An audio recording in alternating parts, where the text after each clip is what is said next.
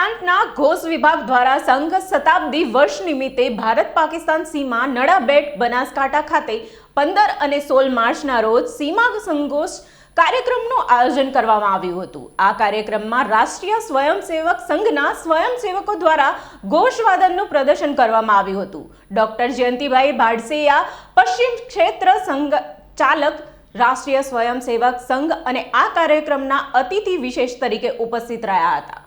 15 March શનિવારે ભારત પાક સીમામાં 0 પોઈન્ટ પર કુલ 29 ધૂન સતત 1 કલાક 10 મિનિટનું વાદન કરવામાં આવ્યું હતું।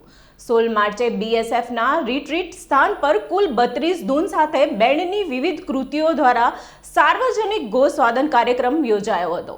ગુજરાતના કુલ 48 એકમમાંથી 39 એકમ ઉપસ્થિત રહ્યા હતા। પ્રકાશ ત્રિવેદી, અસ્મિતા ભારત, બનાસકાંઠા।